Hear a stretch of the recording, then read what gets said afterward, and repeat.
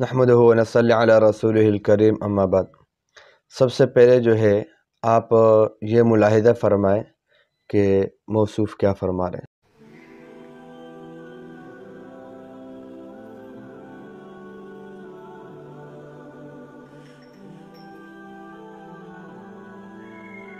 अस्सलाम वालेकुम। वालेकुम अस्सलाम। कह रहे भाई आपका वुज़ू नहीं हुआ, आपने पाँव नहीं धोए, लेकिन मैंने जुराबों पर मसा कर लिया है। इसकी कोई दलील है आपके पास? जी बिल्कुल, अबू दाऊद शरीफ 159 हदीस नंबर है, अन्ना रसूलुल्लाह सल्लल्लाहु अलैहि वसल्लम तवद्दअ व मसहा अलल जौरबैनी वन नअलैनी। इसका क्या मफ़हूम है? इसका मफहूम यह है कि आप सल्लल्लाहु अलैहि वसल्लम ने वज़ू किया और आप सल्लल्लाहु अलैहि वसल्लम ने जुराबों और अपने जूतों पर मसह किया। तो इस हदीस मुबारका से ये अमल साबित होता है कि आप अपनी जुराबों पर और अपने जूतों पर मसह कर सकते हैं। मुझे इस चीज़ का इल्म नहीं था, आपने बता दिया, आपका शुक्रिया। बात आपने मुलाहिज़ा फरमाया कि मौसूफ़ फरमा रहे हैं कि उन्होंने जोराब पर मसा किया और उसके बाद जो है दूसरे ने पूछा कि आपने ये क्या किया, आपको वज़ू तो नहीं हुआ। तो ये कहते हैं कि अबू दाऊद में रिवायत मौजूद है कि अल्लाह के रसूल ने जोराब पर मसा किया, इस वजह से ये साबित है और अल्लाह के रसूल का अमल है। दूसरा कहता है कि जज़ाकल्लाह, आपने बहुत अच्छी बात मुझे बतलाई। सबसे पहले तो वज़ू के 4 फ़र्ज़ हैं, कुरान मजीद ने उसको बयान किया है और कुरान का जो हुक्म है वो क़त्ई है। जहाँ तक मौज़ू पर मसे की बात है तो उस पर अहादीस मुतवातिरा मौजूद है और 80 से ज़ायद सहाबा किराम के अहादीस मौजूद है और हसन बसरी रहमतुल्लाह अलैह फरमाते हैं कि 70 बदरी सहाबा से मैंने सुना कि वो मौज़ू पर मसा किया करते थे। इमाम आज़म अबू हनीफ़ा रहमतुल्लाह अलैह कहते हैं कि मैं मौज़ू पर भी मसे का कायल नहीं हुआ। आप अंदाज़ा करें, यानी कि कुरान का हुक्म क़त्ई मौजूद है, कुरान का हुक्म क़त्ई मौजूद है। किस तरह जो है मौज़ू पर मसा किया जाए कि पाँव को न धोया जाए, किस तरह मुमकिन है? मैं मौज़ू पर भी मसा का कायल नहीं था, यहाँ तक कि मेरे सामने मौज़ू पर मसा के दलाइल रोज़े रोशन की तरह वाज़ेह आए। यानी जिस तरह सूरज की रोशनी वाज़ेह होती है, इस तरह इसके दलाइल, यानी इस कदर जो है दलाइल मौज़ू पर मसे के बारे में आए, तब मैं जो है मौज़ू पर मसे का कायल हुआ। लेकिन अगर दूसरी तरफ आज के ज़माने में अगर गैर मुक़ल्लिद को देखा जाए तो दजल का दूसरा नाम गैर मुक़ल्लिदियत है।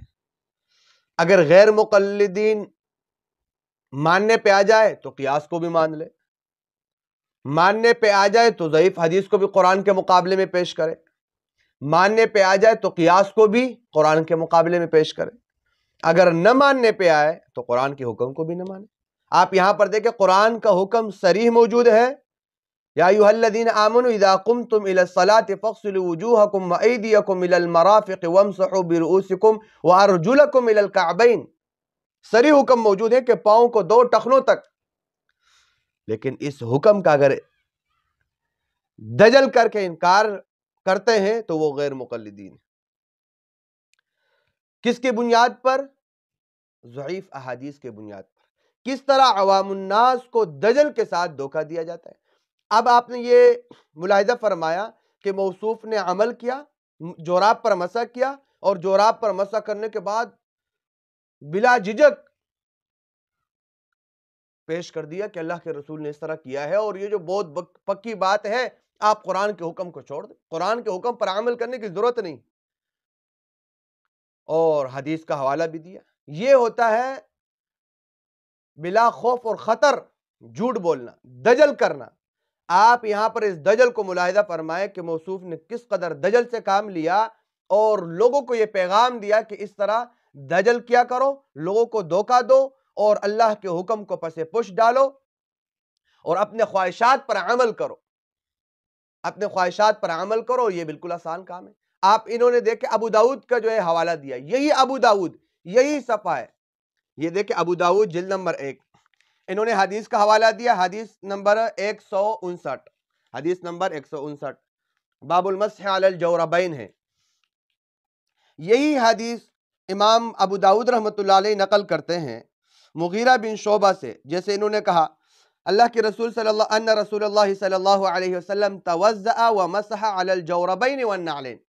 अब ये हदीस नकल करने के बाद इमाम अबू दाऊद रहमतुल्लाह अलैह क्या फरमाते हैं, वो इसने नकल नहीं किया, दजल करके दजल पेश किया اور لوگوں کو گمراہ کیا۔ ابھی دیکھیں ابو داؤد رحمۃ اللہ کیا فرمائے، قال ابو داؤد، یہ دیکھیں نشان لگایا گیا، قال ابو داؤد کان عبد الرحمن بن مہدی لا يحدث بهذا الحدیث،